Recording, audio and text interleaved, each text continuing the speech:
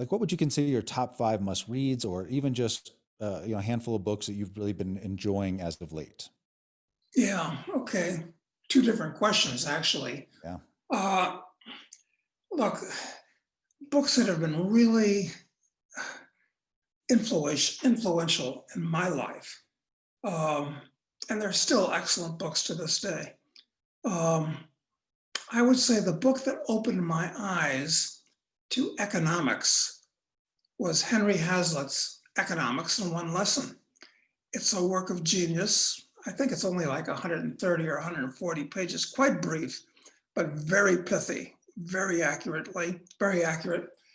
Uh, get a copy of Hazlitt's Economics in One Lesson. It'll answer lots of questions, straighten out a lot of things. Number one, politically, uh, the most important book I read was certainly Morris Tannehill's Economics, no, excuse me, The Market for Liberty.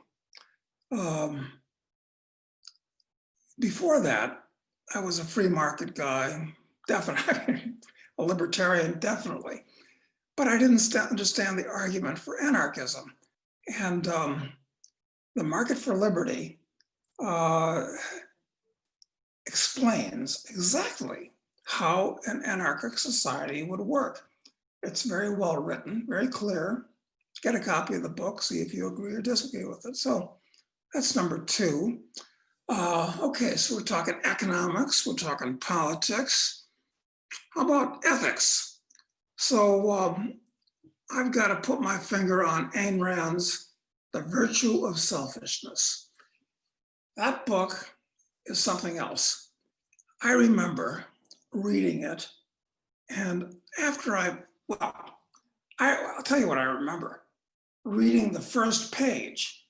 And after I read the first page, I was, I said, this is amazing. I mean, I can't believe somebody's actually crystallized this stuff and written it down.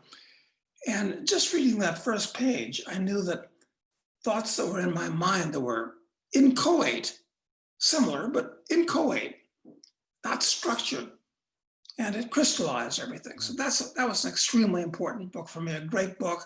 It's probably also only about 150 pages long. So, okay, that covers ethics. And what else was really important? I have to go through a library. I'm at a friend's house now. I don't have a library right now.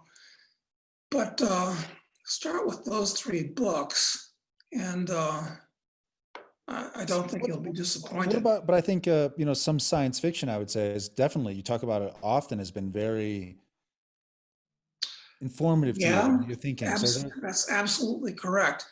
And science fiction, cosmic science fiction.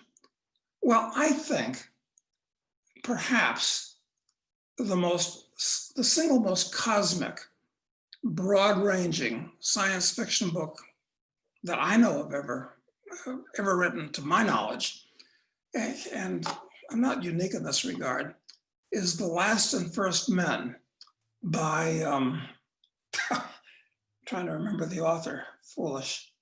Um, anyway, The Last and First Men. Why is that important? It takes the history of humanity it was written in the 20s. So it takes it from the 20s forward in increasing leaps, about 2 billion years in the future, where mankind has evolved and devolved into a dozen different species.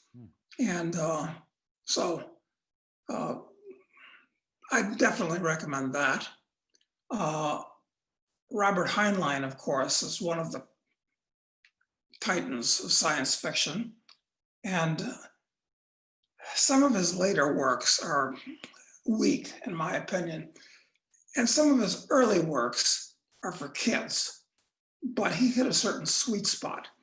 And my favorite Heinlein books are Stranger in a Strange Land, fantastic book, actually, about a guy who's born on Mars comes back to the Earth and sets up a religion. So that's quite interesting. That's number one. Number two, not in any particular order, is The Moon is a Harsh Mistress. Yeah. And that is about a revolution on the moon when the colony there is evolved and what happens when Earth starts to give them too many orders. That's number two for Heinlein. And the third for Heinlein is Glory Road. That's a fantasy book, but it's a really well done fantasy book. And I really got into it. It's just great. So those are for Heinlein. And Arthur C. Clarke, he's another one. And I was talking to a famous science fiction author, and he said, I was talking about Last and First Men. We were talking about that. He said, yeah, every good idea Clarke ever had, he stole from that book. Wow. Well, I can see the similarities. Well, there's some truth to that. Arthur C. Clarke, what's my favorite book by him? Childhood's End. I would say Childhood's End, which is about the near-term future where an alien race encounters Earth, and then what happens. So that's certainly one. Rendezvous with Rama is excellent. All of Clarke's stuff is excellent. It's well written. It's clear. That's one of the problems with Last and First Men, is that book needs a good editor. All books do. All books do, actually. Some more than others. So I'm a big fan of Clarke's stuff, quite frankly. And when it comes to Asimov, well, he's written so many books, hundreds of books. And of course, everybody likes his Foundation trilogy, and so do I.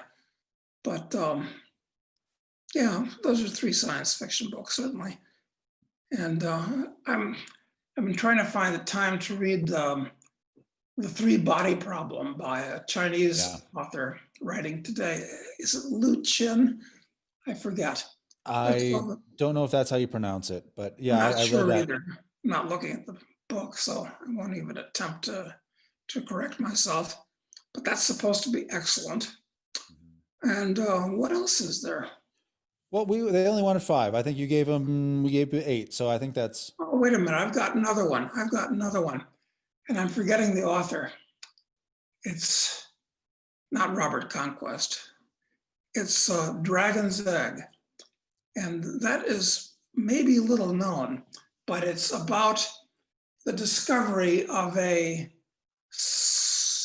life on a neutron star. Tiny, tiny little life. But then what happens? It's a really good book. So if you're looking for a cosmic suggestion, that's a third one. That's a fifth one, or however many.